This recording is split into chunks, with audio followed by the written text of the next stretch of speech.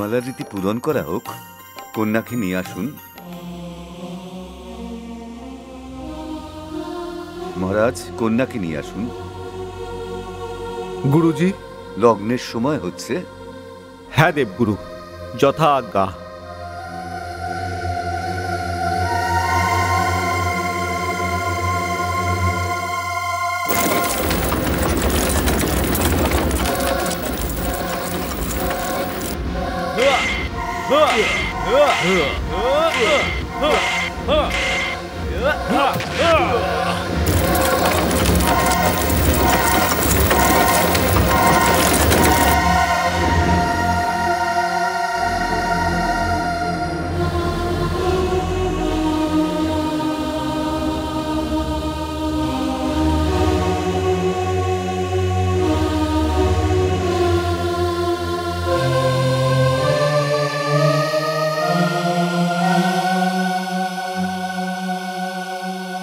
মহারাজ, আমি আপনাকে কথা দিচ্ছি, বরযাত্রীর এসে পৌঁছানোর পূর্বেই মাতা সেইখানে পৌঁছে যাবেন।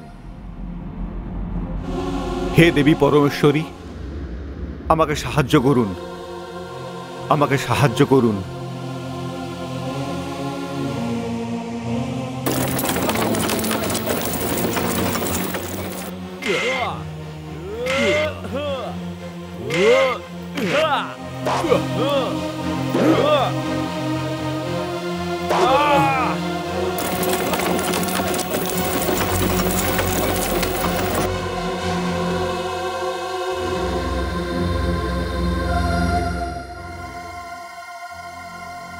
মহারানী, কোনো খবর পেলেন মহারাজ? না মহারানী, কোনো খবর পাইনি। আর এখন তো দেবগুরু আমাদের কন্যাকে ডাকছেন। কিন্তু পার্বতী, এখন কি হবে মহারাজ? কিচ্ছু বুঝতে পারছি না মহারানী, কিচ্ছু বুঝতে পারছি না। এখন আমি কি করব?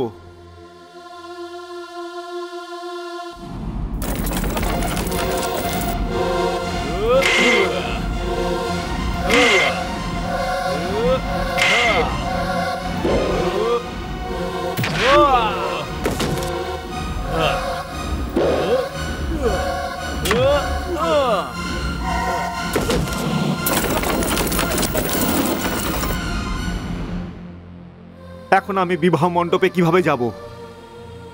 কি উত্তর দেব আমি তাদেরকে? মহারানী, যা না হওয়ার কথা ঠিক তাই হতে চলেছে। শুভ মুহূর্তে পেরিয়ে যাচ্ছে, কিন্তু পার্বতী তো এখনো এসে পৌঁছলো না। পিতাশ্রী, পুত্রী পার্বতী!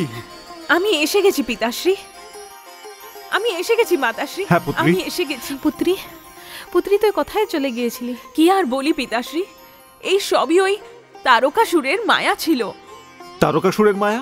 হ্যাঁ পিতাশ্রী, হ্যাঁ। চলো পুত্রী, যা হওয়ার হয়ে গেছে। দেবী পরমেশ্বরীর কৃপায় আমাদের পুত্রী ভালোভাবে ঘরে ফিরে এসেছে। শীঘ্র চলো পুত্রী, দেবগুরু আমাদের প্রতীক্ষা করছেন। লগ্নের সময় পেরিয়ে যাবে। পুত্রী, আমার খারাপ লাগছে। কুলদেবীর অর্চনা তো রয়ে গেল। মাতাশ্রী, মায়ের চেয়েও কুলে আর কোনো দেবী হতে পারে না। আপনি আমাকে আশীর্বাদ দিন, আমি আপনার চরণ স্পর্শ করছি। অখণ্ড সৌভাগ্যবতী হও, তোমার সিন্দুর অক্ষয় হোক। পুত্রী, চলো, জয়মালার সময় হয়ে গেছে। এসো পুত্রী।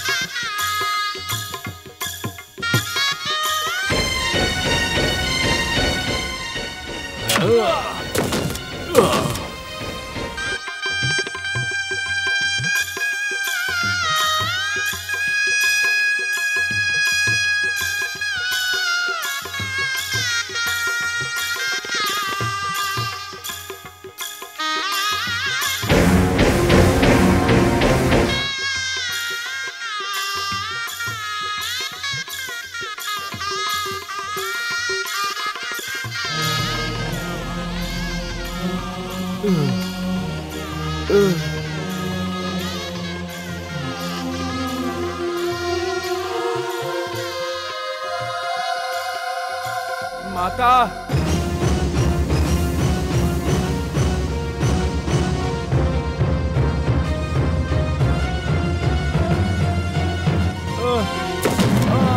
বীরভদ্র, পুত্র বীরভদ্র, পুত্র বীরভদ্র, পুত্র। ওই পাজিটা পালিয়ে গেল মাতা। এই দৃষ্টি দেখার জন্য চোখ ব্যাকুল হয়ে গেছিল। পুত্র, আজ এই দুই চোখের স্বপ্ন পূরণ হলো।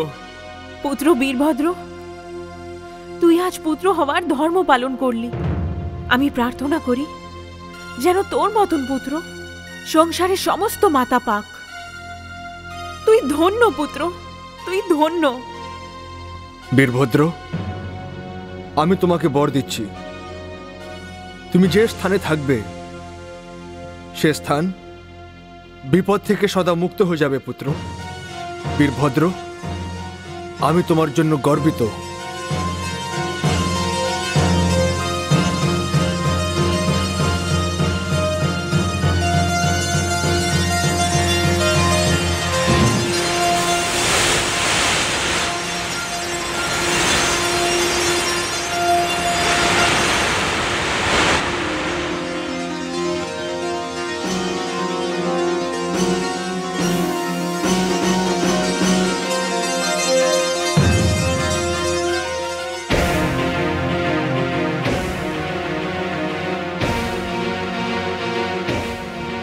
মহারাজ, মহারাজ, মহারাজ, এই কি করে হলো? আপনার এই অবস্থা? না, কেউ আমার কাছে আসবে না, দরকার নেই কারোর সহানুভূতি। কিন্তু এই কথা প্রমাণ হয়ে গেছে যে আমি অজেয়। সংসারের কোনো শক্তি আমাকে পরাজিত করতে পারবে না, কেউ আমাকে বধ করতে পারবে না। ক্ষমা করুন অসুর সম্রাট, আপনি আহত হয়েছেন। আমি রাজবৈদ্যকে ডাকছি। না, আমি আহত হইনি, আহত হয়েছে আমার সম্মান। আর যে রক্ত বয়েছে তা আমার প্রতিষ্ঠার মহামন্ত্রী। যাও, চলে যাও, আমি একা থাকতে চাই।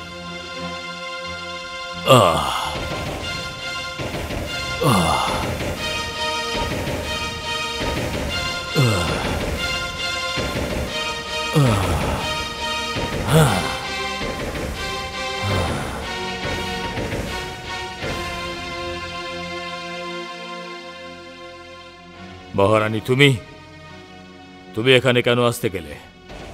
আমি আপনার ক্ষতস্থানে চন্দনের শীতল প্রলেপ দিতে এসেছি। চাই না আমার চন্দনের শীতল প্রলেপ মহারানী। আমি অত্যন্ত খুশি হতাম যদি তুমি এসে বলতে যে আমার এই ক্ষত স্থানে তুমি জ্বলন্ত কয়লা রাখতে এসেছো। মহারানী, প্রতিশোধের আগুনে আমার প্রতিটি রোম কূপ চলে যাচ্ছে। স্বামী, আমার অপরাধ ক্ষমা করবেন। কিন্তু আমার কষ্টও হচ্ছে, আবার দুঃখও। আপনার মতন একজন বীর কখনো বিবাহ মণ্ডপে গমনরত কন্যার সঙ্গে এরকম ছল করতে পারে? আমি কোনোদিন এটা ভাবতেও পারিনি। মহারানী, যুদ্ধ যুদ্ধই হয়, আর যুদ্ধ ঘৃণার বক্ষস্থলে পা রেখেই জেতা যায়। না স্বামী, এটা আপনার প্রতিষ্ঠার অনুকূল নয়। বহুলোক বিজয়ে আপনি একটা ছোট্ট বিজয়ের জন্য এত ব্যাকুল হয়ে যাচ্ছেন কেন? বিজয়? ছোট বিজয়? মহারানী, আপনার মতিভ্রষ্ট হয়ে গেছে নাকি? আমি বিজয় এই কারণে পেতে চাই, কারণ আমি আমার অপমানজনক মৃত্যু চাই না। মহারানী, অসুর সম্রাট তারকাসুরকে একটা 7 মাসের শিশু হত্যা করবে, আর আমাকে মরতে হবে? না, এত ছোট মৃত্যু আমি আমার নিকটে আসতে দেব না। কিন্তু স্বামী, আপনি করবেনই বা কি? ব্রহ্মার লিখন কি মুছে ফেলবেন? তাছাড়াও এতক্ষণে তো শিব আর পার্বতীর বিবাহ সম্পন্ন হয়ে গেছে। তাতে কি হয়েছে? এখনো সুযোগ হারিয়ে যায়নি মহারানী। হিমাচল পুত্রী পার্বতী পালকিতে চড়ে কৈলাস যাবে। এখন একটা সুযোগ বাকি রয়েছে, আর এই সুযোগ আমি ছেড়ে দেব না। কিন্তু স্বামী, আপনার এই ক্ষত? এই ক্ষত আমার অলংকার। হ্যাঁ স্বামী,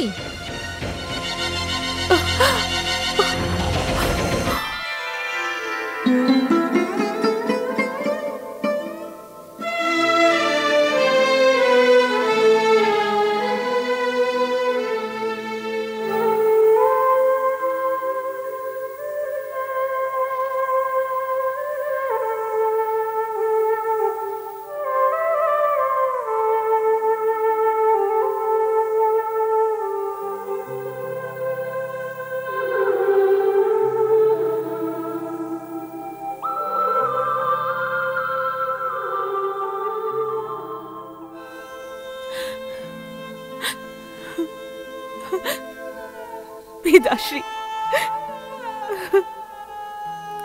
পুত্রী পার্বতী,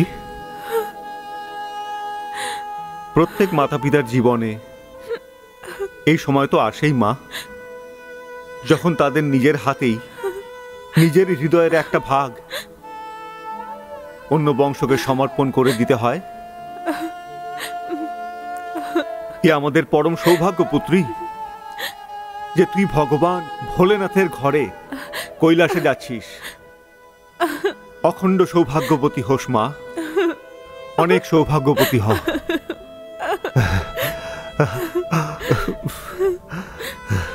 সিঁদুর অক্ষয় হোক।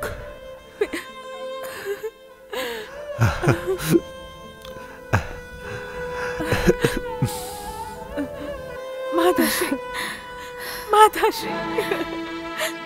পুত্রী, সদা সুখী হও। আমাদের কোনো ভুল হয়ে থাকলে বা আমার স্নেহে কোনো অভাব থেকে থাকলে আমাকে ক্ষমা করে দিও পুত্রী। না মাতাশ্রী, না।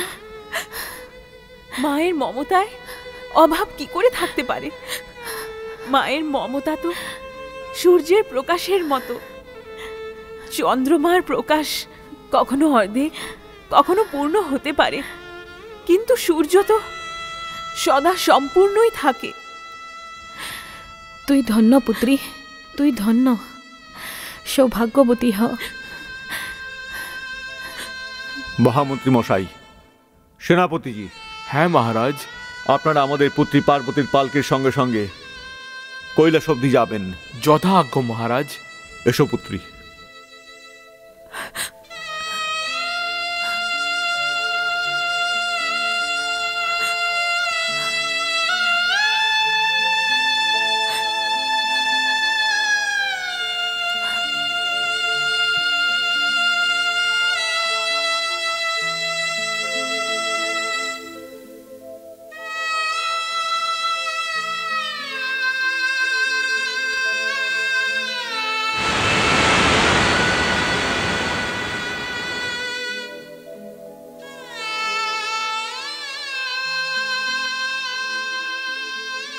মাতাশ্রী,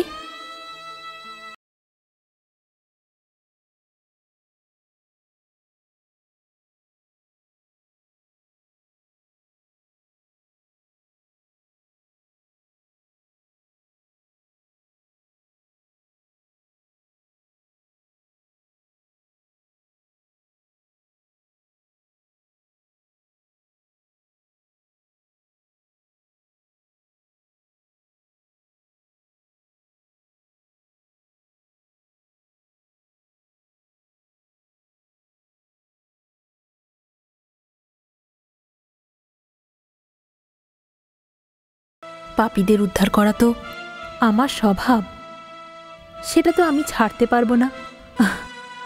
আমার যাত্রা বিশেষ লম্বা, জনকল্যাণই যে আমার জীবন। আমি পার্বতীর সাথে দেখা করতে চাই। প্রণাম।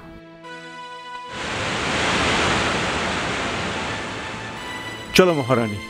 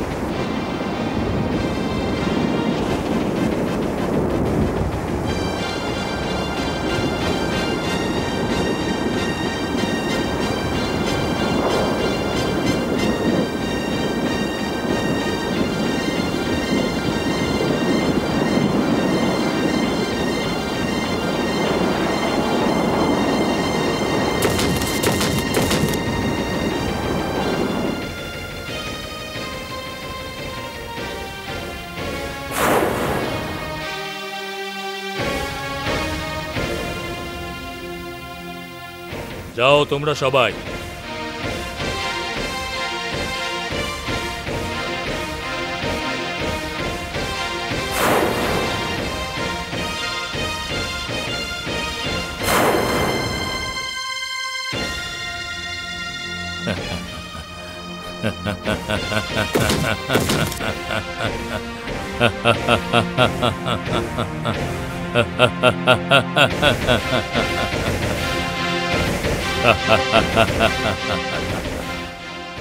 বলে শঙ্কর, আপনি পার্বতীর জন্য কৈলাসে প্রতীক্ষা করতে থাকুন।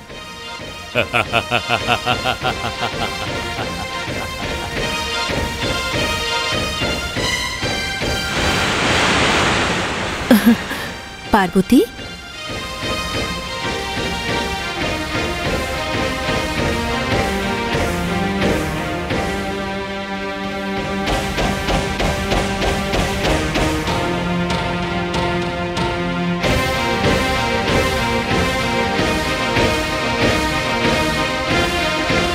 দাঁড়াও।